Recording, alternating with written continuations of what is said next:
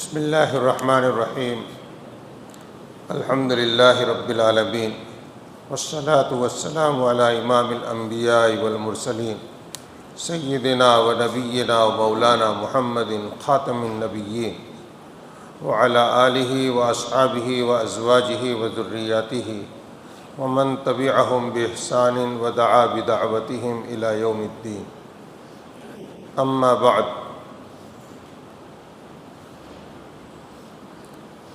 اعوذ باللہ من الشیطان الرجیم بسم اللہ الرحمن الرحیم یا ایہا الذین آمنوا کتب علیکم الصیام کما کتب علی الذین من قبلکم لعلکم تتقون۔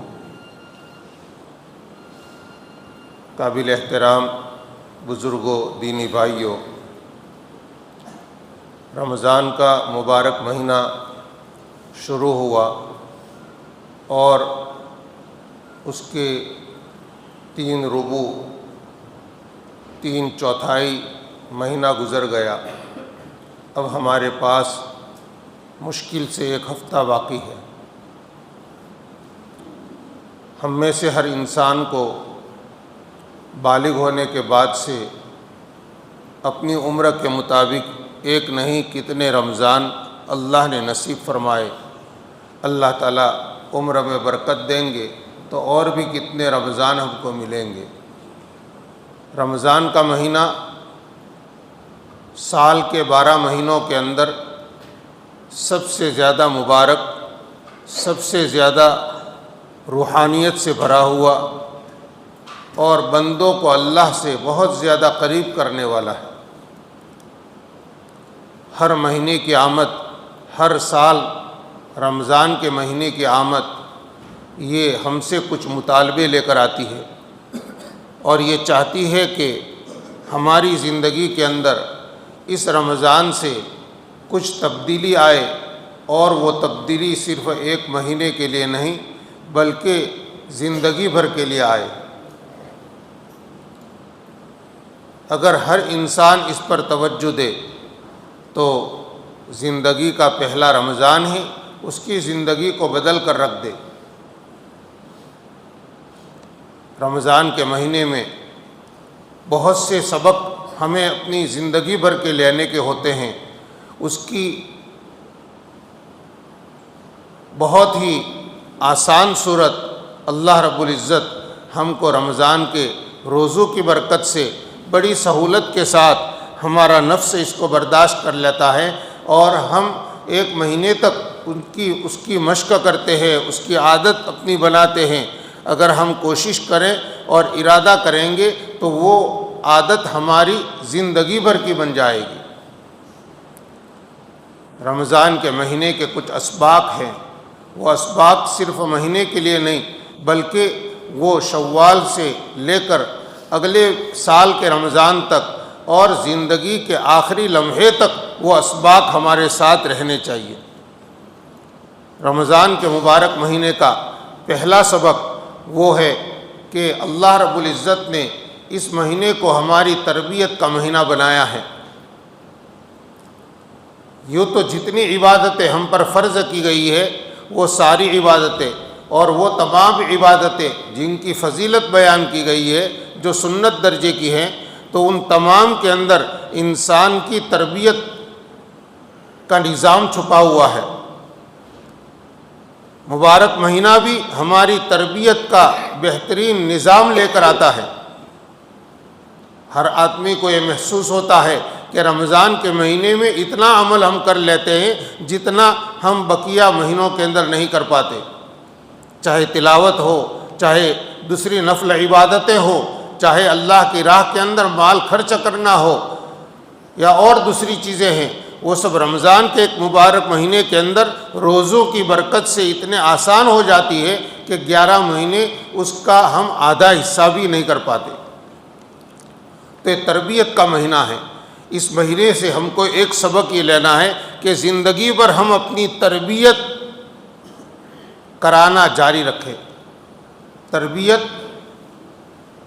حاصل کی جاتی ہے، تربیت خود بخود ہو نہیں جاتی، تربیت کے لیے کچھ نگرانی کی ضرورت ہوتی ہے، تربیت کے لیے کچھ ماننے کی ضرورت ہوتی ہے، کچھ اطاعت کی ضرورت ہوتی ہے۔ رمضان کے مہینے کا سب سے بڑا سبق یہ ہے کہ خلاف طبیعت جو چیزیں بھی پیش آئیں ان کو برداشت کرنا۔ دیکھیے، عام مہینوں میں ہم صبح 4 بجے کھانا نہیں کھاتے، آدمی فجر کے بعد زیادہ ناشتہ کرتا ہے، کھانا تو دوپہر کو ہوتا ہے، لیکن ادھر صبح صادق سے پہلے کھانا کھا لیتے ہیں، اس وجہ سے کہ دن بھر کھانے پینے کا موقع نہیں ہوگا، تو کھانے کے نظام کو ہم نے بدل دیا، یہ ہمارے معمول کے خلاف۔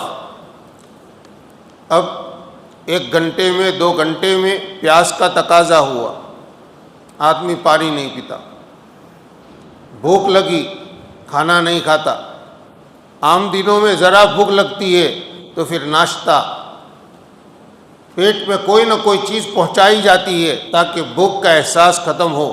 اب یہاں پر بھوک شدت کی لگی ہے، پیاس آخری درجے کی لگی ہے، لیکن جب تک افطار کا وقت نہیں ہوتا آدمی اپنے کو روکے رکھتا ہے۔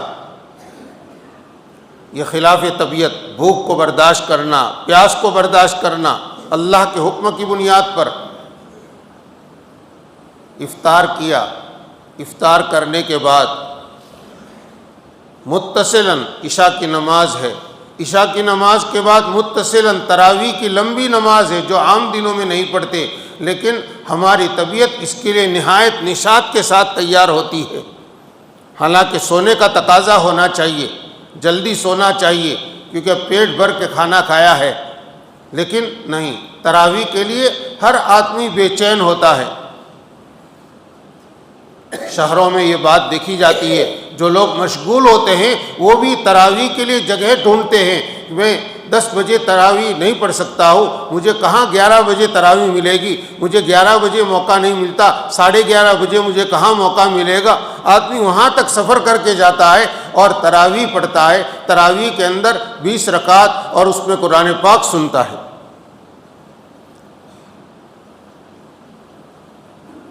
تو یہ خلاف طبیعت، اپنے پورے نظام کو برداشت کرنا،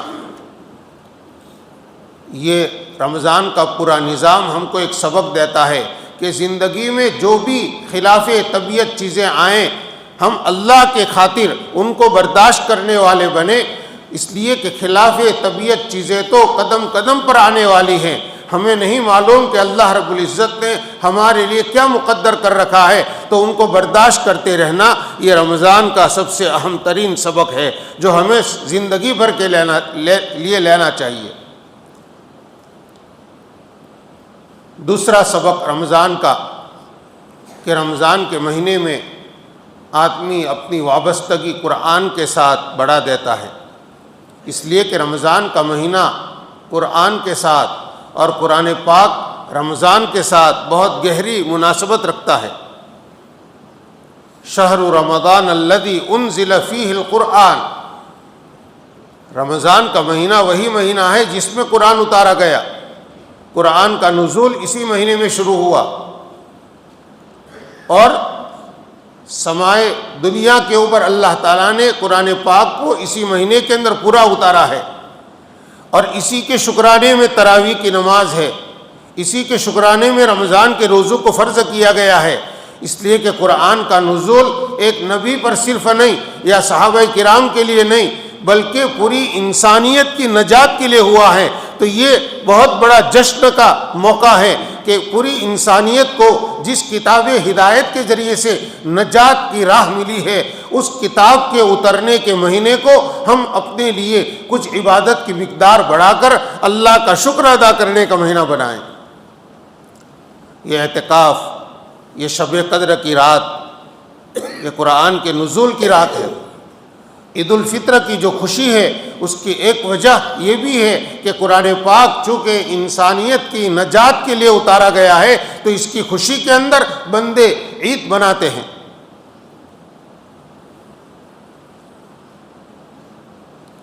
تو قرآن پاک کو جیسے رمضان کے مہینے میں ہم تراویح میں سنتے ہیں، ہر آدمی اپنی بساط کے مطابق خوب قرآن پڑھتا ہے، دن میں، رات میں، سال بھر میں جن کا ایک قرآن مشکل سے ختم ہوتا ہے، وہ رمضان کے مہینے میں کئی قرآن ختم کرتے ہیں۔ مردوں کا یہ حال ہے، عورتوں کا یہ حال ہے، اور ہونا چاہیے۔ اس سے ہم کو یہ سبق لینا ہے کہ قرآن کے ساتھ ہماری وابستگی سال بھر اور زندگی بھر باقی رہنی چاہیے۔ یہ نہیں کہ رمضان کے مہینے کے اندر تو قرآن پاک کو پڑھا، تلاوت کیا، سنا، لیکن بقیہ مہینوں میں قرآن پاک کو ہم ہاتھ نہیں لگاتے، ہمارا قرآن مہینوں میں ختم نہیں ہوتا۔ نہیں، عام لوگوں کے لیے ایک پارہ روزانہ کا، جن کے لیے قرآن پڑھنا بہت مشکل ہے، وہ کم سے کم آدھا پارہ پڑھیں تاکہ 2 مہینے میں ایک قرآن ختم ہو۔ حافظوں کے لیے 3 پارے کم سے کم عام دنوں میں پڑھنے، یہ قرآن کا حق ہے۔ قرآن کا دوسرا حق یہ ہے کہ قرآن اگر پڑھنا ہم نہیں جانتے تو اس کو سیکھنا شروع کیا جائے۔ کتنے اللہ کے بندے ہیں جو بڑی عمر کے اندر قرآن سیکھنا شروع کرتے ہیں اور قرآن کو سیکھ لیتے ہیں۔ قرآن کو سیکھنا، حافظ بننا، اس کی چند صورتیں حفظ کرنا، اپنے اولاد کو قرآن کا حافظ بنانا، یہ قرآن کے حقوق میں سے ہے۔ اتنا ہی نہیں، قرآن کا سب سے بڑا حق یہ ہے کہ اس قرآن میں ہدایت کا جو سامان ہے وہ اللہ کے بندوں تک پہنچانا، ہدایت کی باتیں ان تک پہنچانا۔ لیکن یہ کب ہوگا؟ جب قرآن کو ہم نے سمجھا ہوگا، قرآن کو ہم نے سمجھا ہوگا۔ ہمیں ہی پتہ نہیں کہ اس قرآن میں ہدایت کی باتیں کیا ہے، قرآن کی اس صورت میں ہم سے کیا مطالبہ کیا گیا ہے، تو ہم اللہ کے بندوں تک کیا پیغام پہنچائیں گے؟ قرآن پاک کو سمجھنا اور اس پیغام کو دوسری قوموں تک پہنچانے کی کوشش کرنا، یہ قرآن کے حقوق میں سے ہے۔ اس مہینے کا بہت بڑا سبق تیسرا وہ ہے مواسات، غم خواری۔ رمضان کے مہینے کو شہر المواسات کہا گیا ہے۔ دوسروں کا غم کھانا، یعنی دوسروں کے غم میں شریک ہونا، ان کے غم کو دور کرنے کی فکر کرنا۔ رمضان کے مہینے میں صدقہ کی بڑی فضیلت ہے۔ اللہ کو راضی کرنے کے لیے اپنے مال کو خرچ کرنے کی بڑی فضیلت ہے۔ مال جب خرچ کیا جاتا ہے تو ہمارے پاس سے جاتا ہے اور کسی دوسرے کے پاس پہنچ کر اس کے لیے راحت کا سامان ہوتا ہے، اس کی الجھنوں کو دور کرنے کا ذریعہ بنتا ہے۔ محلے میں کتنے لوگ ہیں جن کے گھروں میں افطاری کا سامان نہیں ہے، ان کے گھر میں افطاری کے لیے کھجور مشکل سے ہے، وہ افطاری کے وقت بجائے افطاری کے لیے کچھ الگ سے انتظام کرنے کے وہ شام کا کھانا ہی کھا لیتے ہیں اپنی محتاجگی کی بنا پر۔ ایسے لوگوں کا پتہ چلانا، ایسے کتنے ہیں جن کے دل و دماغ کے اوپر یہ فکر سوار ہے اور اس رنج سے وہ دوچار ہے کہ سامنے عید آ رہی ہے، اپنے بچوں کو خوشی کا سامان کرنے کے لیے ان کے پاس کچھ نہیں ہے۔ بچے مطالبہ کر رہے ہیں لیکن ماں جواب نہیں دے پا رہی، وہ دل میں رو رہی ہے۔ ایسے لوگوں کا غم ہلکا کرنا۔ سری سقطی رحمۃ اللہ علیہ یا بایزید بستامی رحمۃ اللہ علیہ، دونوں میں سے کسی کا واقعہ ہے۔ عید کا دن تھا، سب لوگ عیدگاہ کی طرف جا رہے تھے، خوشی خوشی نئے کپڑے پہن کر، وہ بھی سب کے ساتھ چل رہے تھے۔ بستی سے باہر عیدگاہ تھی، سب لوگ چل رہے تھے۔ ایک راستے پر دو راہ آیا، سب لوگ عیدگاہ والے راستے پر مڑ گئے۔ سری سقطی رحمۃ اللہ علیہ دوسرے راستے کی طرف مڑے جو جنگل کی طرف جا رہا تھا۔ لوگوں نے کہا حضرت آج تو عید ہے، عیدگاہ اس راستے پر آئے گی، آپ جنگل والے راستے پر جا رہے ہیں۔ فرمایا مجھے معلوم ہے، میں نے گھر سے چلتے وقت دو یتیم بچوں کو دیکھا، ان کی آنکھوں میں نے آنسو دیکھے، میرا دل گوارا نہیں کر رہا ہے کہ ان بچوں کے آنکھوں میں آنسو ہو اور میں عید کی نماز پڑھوں۔ میں جنگل جا رہا ہوں، لکڑیاں کاٹوں گا، لکڑیاں بازار میں بیچوں گا اور ان بچوں کو یہ پیسے دوں گا تاکہ ان کی آنکھوں میں خوشی کے آنسو آئے اور پھر میں عید کی نماز کے لیے آتا ہوں۔ میرے بھائیوں، یہ رمضان کے مہینے کا سبق یہ ہے۔ آج کیا ہوتا ہے، عید کا دن آتا ہے، ہر آدمی اپنی خوشی میں پاگل ہو جاتا ہے۔ رمضان کا مہینہ جیسے آیا ہی نہیں تھا، رمضان میں ہم نے خدا کے حکموں کو مانا ہی نہیں تھا، بس عید آئی، بس ہر آدمی اپنی بساط کے مطابق بے تحاشا پیسے خرچ کرتا ہے، لیکن اپنے اڑوس پڑوس میں نہیں دیکھتا کہ کس کے یہاں خوشی کا سامان نہیں۔ ایک ایک بچہ اتنے پیسے خرچ کرتا ہے کہ کتنے گھروں کے اندر انتظام ہو سکتا تھا، ان گھروں کے سارے بچے خوشی منا سکتے تھے۔ نہ ماں باپ اس کی تعلیم تلقین کرتے اپنے بچوں کو، نہ بڑوں کو یہ بات یہ اس کا احساس ہوتا ہے۔ ایک دن کے اندر لاکھوں نہیں، مسلمان قوم ایک دن کے اندر کروڑوں روپے خرچ کر دیتی ہے، اور اتنا ہی نہیں، ایک ہفتے تک سلسلہ جاری رہتا ہے پیسوں کو برباد کرنے کا، ایسی جگہوں پر خرچ کرنے کا جہاں پر جانے سے اللہ تعالیٰ ناراض ہوتے ہیں، وہاں پیسے خرچ کرنا، وہاں پر جا کر دوسری فضولیات میں اپنے آپ کو مشغول کرنا، یہ تو الگ گناہ ہے۔ نہیں، یہ مہینہ غم گساری کا مہینہ ہے، دوسروں کے غم کو سمجھنا۔ آدمی جب بھوکا پیاسا رہتا ہے چند گھنٹے تو اس کو احساس ہوتا ہے کہ پوری دنیا میں کروڑوں انسان ایسے ہیں جو روزانہ بھوکے اٹھتے ہیں اور بھوکے سوتے ہیں۔ دنیا کے واقعات ہم موبائل میں پڑھتے ہیں، دیکھتے ہیں، کیا فائدہ اس کو پڑھنے کا؟ کتنے لوگ ہیں جو بڑی بڑی حویلیوں کے مالک تھے، ایک آن کے اندر ان کے ہاں جنگ کا سلسلہ شروع ہوا، وہ کھانے کے لیے کھانے کے کٹورے لے کر لائن کے اندر کھڑے ہیں۔ جو کتنوں کی بھوک مٹانے والے تھے، آج اپنی بھوک کو مٹانے کے لیے وہ گاڑیوں کے انتظار میں بیٹھے ہیں۔ ایسے موقع پر آدمی اپنے دل کے اندر اس کا احساس پیدا کرے کہ رمضان کے مہینے نے مجھے زندگی بھر کے لیے کیا سبق دیا ہے۔ شادی بیاہ کے موقع پر کتنا خرچ ہوتا ہے ہمارے پیسوں کا، ایک شادی میں اتنا خرچ ہوتا ہے کہ اس سے کتنے غریبوں کی شادیاں ہو سکتی ہے۔ ایمان والے کو اللہ نے یہ غمگسار دل دیا ہے، یہ کڑنے والا دل دیا ہے، دوسروں کے لیے دوسروں کے کام آنے والا دل دیا ہے۔ اس کا لحاظ کرنا یہ رمضان کے مہینے کا بہت بڑا سبق ہے۔ رمضان کے مہینے کا بہت بڑا سبق ہے اوقات کی پابندی۔ آپ دیکھیے، باوجود بھوکے پیاسے ہونے کے ہم نمازوں کے اوقات کا کتنا لحاظ کرتے ہیں۔ پھر عشاء کی نماز، اس کے بعد تراویح، ہم اس کے لیے بالکل فارغ ہو کر آ جاتے ہیں۔ اسی طرح دوسرے معمولات کے لیے، صبح کو سحر کھانے کے لیے آدمی اپنی نیند چھوڑ کر اٹھتا ہے، افطاری کرنا، افطاری کے وقت پر، اس میں سحری کوئی آدمی کہے کہ میں تو 12 بجے کھانا کھا لیتا ہوں پھر سو جاؤں گا فجر تک، یہ سحری کا کھانا نہیں ہے۔ سحر رات کے آخری چھٹے حصے کو کہتے ہیں، رات کے 6 حصے کرے، آخری جو حصہ ہے اس کو سحر کہتے ہیں، اس میں جو کھانا کھایا جاتا ہے اس کی فضیلت ہے۔ کوئی آدمی کہے کہ مجھے سحری نہیں کھانی، میں تو یوں ہی روزہ رکھوں گا، یہ پسندیدہ نہیں ہے۔ افطار کا وقت ہوا اسی وقت افطار کرنا، اس میں تاخیر کرنا مکروہ ہے۔ یہ وقت کی پابندی سکھائی گئی کہ ہر کام وقت پر کرو۔ جو لوگ زندگی بھر اپنے اوقات کے پابند ہوتے ہیں ان کے کاموں میں برکت ہوتی ہے، دینی کاموں میں بھی، دنیا کے کاموں میں بھی۔ اور جو قوم وقت کی رعایت نہیں کرتی، وقت کے اندر نظم و ضبط کی پابند نہیں ہوتی، ان کے مہینے نہیں سال گزر جاتے ہیں لیکن ان سے کام جو ہونے چاہیے نہیں ہوتے۔ چاہے عبادت ہو، معمولات ہو، وظائف ہو، اس کے لیے وقت کا انضباط ضروری ہے۔ یہ انضباط ہوگا تو ہی کام ہو سکے گا۔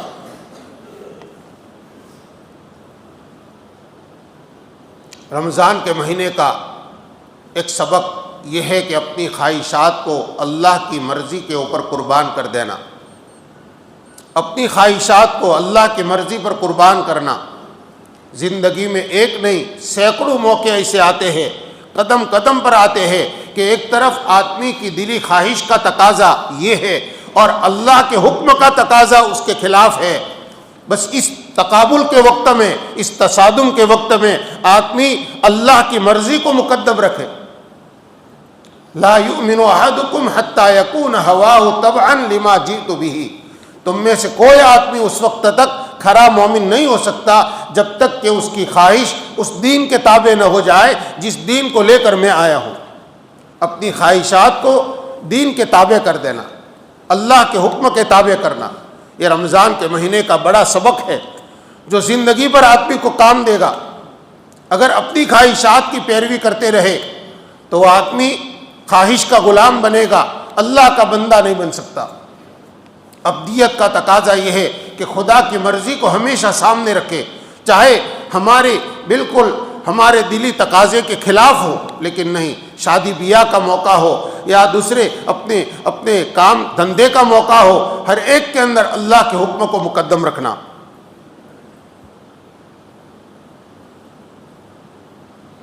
رمضان کے مہینے کا بڑا سبق یہ ہے کہ آدمی نفس کی غلامی سے نکلے اور اللہ کی تابعداری کے اندر جائے، نفس کے تقاضوں کو پورا کرنے کے بجائے اللہ کے حکم کو پورا کرنے والا بنے۔ کھانے کمانے میں، شادی بیاہ میں، اپنے لباس کو بنانے میں، اپنی شکل و صورت کو بنانے میں کتنے موقع آتے ہیں، وہاں پر دلی تقاضا ہوتا ہے کہ کچھ یہ کام کر لیں، یہ طریقہ ابھی چل رہا ہے، اسی پر اپنی تجارت کر لیں، لوگ اس راستے سے پیسے کما رہے ہیں، ہم بھی اسی راستے سے کما لیں، چاہے اس میں سود لازم آتا ہو۔ دل کا تقاضا یہ ہوتا ہے، دل کی چاہت یہ ہوتی ہے۔ اللہ کا حکم ہے کہ سود حرام ہے، اس کا ایک پیسہ بھی حرام ہے۔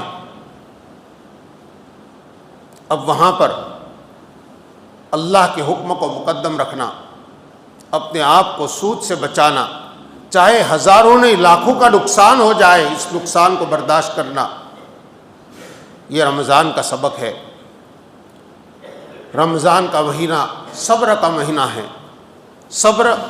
صبر کے معنی ہم سمجھتے ہیں کہ کسی مصیبت کے وقت آدمی واویلا نہ کرے، یہ صبر کا ایک معنی ہے۔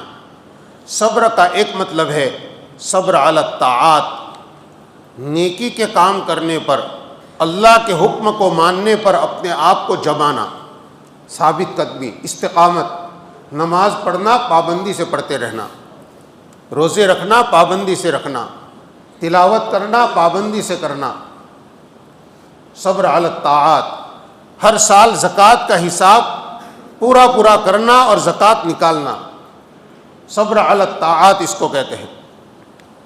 نیکیوں کے اوپر اپنے آپ کو جمانا، یہ نہیں کہ موقع ملا، جی چاہا اس لیے عمل کیا اور جو ہی سستی آ گئی تو عمل چھوڑ دیا، جی چاہا تسبیحات پڑھ لی، پھر وقت نہیں ملا، مشغولی ذرا آ گئی، تھوڑا سا کام تھا، مسجد سے جلدی سے نکل گئے، صبح کی تسبیحات رہ گئی، شام کی رہ گئی، نہیں، ہر چیز پر اپنے آپ کو جمانا، ایک عمل پکڑنا ہے، اس کو ہمیشہ کرنا ہے۔ خیر العمل ما دیم علیہ، سب سے بہترین عمل وہ ہے جس پر مداومت کی جائے، ہمیشگی کی جائے۔ صبر علی الطاعات۔ صبر کا دوسرا درجہ ہے صبر عن المعصیت، گناہوں سے اپنے آپ کو روکنا۔ گناہ کا تقاضا پیدا ہوا، آدمی کہے اپنی ذات سے کہ خبردار، اللہ ناراض ہوتے ہیں۔ گناہ سے اپنے کو بچانا، جس کو ورع بھی کہتے ہیں، تقویٰ بھی کہتے ہیں، یہ بھی صبر کا ایک درجہ ہے۔ اگر ہم سود سے بچ رہے ہیں اللہ کی توفیق سے تو یہ بھی ایک صبر ہے، جھوٹ سے بچ رہے ہیں یہ ایک صبر ہے، کسی کو ہم دھوکہ نہیں دے رہے ہیں یہ ایک صبر ہے۔ خاص طور پر تقاضا پیدا ہو اور پھر اپنے آپ کو اس گناہ سے بچانا، یہ صبر ہے، گناہوں سے بچنا۔ اور تیسرا صبر ہے صبر علی المصیبت۔ مصیبت کے وقت آدمی شکوہ شکایت نہ کرے، کوئی بھی پریشانی پیش آئے، حادثہ پیش آئے، گھر میں بیماری کا یا اور کوئی ایسا مرحلہ پیش آئے، کاروبار میں نقصان ہو گیا، آدمی اس وقت اس سے نکلنے کی تدبیر ضرور کرے، لیکن دل میں یہ سوچے کہ اللہ نے تقدیر میں یہ لکھا تھا اس لیے پیش آیا۔ اب لوگوں کے سامنے شکایتیں نہ کرے کہ ہماری تو قسمت پھٹی ہوئی ہے، ہمارے گھر میں تو یہ ہو گیا، گزشتہ مہینے میں یہ تھا اور اب یہ ہوا، نہیں۔ اللہ تعالیٰ علیم اور خبیر ہے، وہ حکیم ہے، وہ میرے رب ہیں، انہوں نے میرے لیے جو حالت طے کی ہے میں اس پر راضی ہوں، یہ صبر علی المصیبت۔ کسی کا انتقال ہو گیا عزیز قریب کا، تو اب وہاں پر ایسا واویلا نہ کرے، ایسا رونا نہ روئے جو اللہ کو پسند نہیں ہے، نوحہ کرنا، راگ نکال کر رونا، ایسا رونا جس میں زبان سے کچھ شکایت کے جملے بھی نکل رہے ہوں، اللہ کے فیصلے پر ناراضگی کے جملے نکل رہے ہو۔ رونا منع نہیں ہے، رونا تو انسان کی طبیعت ہے، لیکن آدمی اس کے اندر زبان سے حرف شکایت نہ نکالے، غم کا اظہار کر سکتا ہے۔ تو یہ صبر کا مہینہ ہے۔ صبر کا سبق ہمیں، تینوں درجے کے صبر کا سبق ہمیں زندگی بھر کے لیے رمضان کے مہینے سے لینا چاہیے۔ رمضان کے مہینے کا بہت بڑا سبق ہے کہ تنہائی میں بھی اپنی خواہشات پر روک لگانا۔ آدمی کو زندگی میں ہزاروں بار یہ مرحلے پیش آتے ہیں کہ وہ تنہا ہے اور تنہائی کے اندر گناہ کرنے کا تقاضا پیدا ہوا۔ اس وقت آدمی اپنے آپ کو گناہوں سے بچائے۔ یہ سبق ہم کو رمضان کے مہینے سے اس طرح ملتا ہے کہ جب روزہ رکھ لیا تو تنہائی میں ہوتے ہیں، کھانا موجود ہے، گھر کا کھانا ہے، کسی کی اجازت لینے کی ضرورت نہیں ہے، بہترین قسم کا شربت موجود ہے، لیکن آدمی اس خیال سے کہ ابھی روزہ ہے، افطار کا وقت نہیں ہوا، چاہے بھوک اور پیاس کی شدت ہے لیکن میرے لیے کھانا پینا جائز نہیں ہے۔ تو جائز چیزوں سے جب ہم اپنے آپ کو روکتے ہیں رمضان میں تو اس سے ہم کو ایک سبق ملتا ہے اور ہمت ملتی ہے کہ جب کبھی تمہارے نفس میں گناہ کا تقاضا پیدا ہو تو گناہ سے بچنا تو چاہے تنہائی ہو یا جلوت ہو، ہر حالت کے اندر ضروری ہے، اس کی عادت بنتی ہے۔ رمضان کے مہینے کا سب سے بڑا سبق جو آیت کریمہ میں نے آپ کے سامنے تلاوت کی، کتب علیکم الصیام، اے ایمان والو تم پر روزے فرض کیے گئے جیسے تم سے پہلے والوں پر فرض کیے گئے تھے، لعلکم تتقون، تاکہ تم متقی بن جاؤ۔ تو تقوی کا حاصل ہونا یہ رمضان کا بڑا سبق ہے۔ آدمی روزہ رکھتا ہے اس لیے تاکہ تقوی اس کی زندگی میں آئے، اور تقوی صرف ایک مہینے کے لیے نہیں، تقوی زندگی بھر کے لیے زندگی بھر کے لیے آ جائے۔ یہ ہے رمضان کا بڑا سبق۔ اور تقوی کا خلاصہ میں ذکر کرتا ہوں کہ ہر عضو اللہ کی مرضی کے مطابق چلے، ہر عضو اللہ کی مرضی کے مطابق کام کرے، اللہ کی مرضی کے خلاف آدمی کی ذات سے، اس کے کسی عضو سے کوئی کام نہ ہو۔ حضرت عمر بن عبدالعزیز رحمۃ اللہ علیہ نے فرمایا، التقی ملزم لا يفعل كل ما يريد۔ تقوی والا متقی آدمی لگام دیا ہوا آدمی ہے، جیسے جانور کے منہ میں لگام دی جاتی ہے تو اس کی وجہ سے وہ قابو میں رہتا ہے، ذرا جانور دوسری طرف مڑتا ہے تو آدمی اس کی لگام کھینچتا ہے، اس کو تکلیف ہوتی ہے، وہ رک جاتا ہے، وہ سمجھ جاتا ہے مجھے تنبیہ کی جا رہی ہے۔ تو اسی طرح تقوی کی لگام جس آدمی کو لگ گئی وہ کبھی بھی گناہ کی طرف نہیں جائے گا۔ آدمی زندگی بھر اپنے آپ پر تقوی کی لگام لگا کر جیے گا، اس کے نامہ اعمال میں کوئی گناہ نہیں ہوگا، اور وہ کبھی بھی اللہ کے سامنے اس سے گناہوں کی باز پرس نہیں ہوگی۔ اللہ تعالی ہم کو تقوی والی زندگی نصیب فرمائے، اور رمضان کے مبارک مہینے کے جتنے مبارک سبق ہے اللہ تعالی زندگی بھر کے لیے ہم کو اختیار کرنے کی توفیق نصیب فرمائے۔ وآخر دعوانا الحمدللہ۔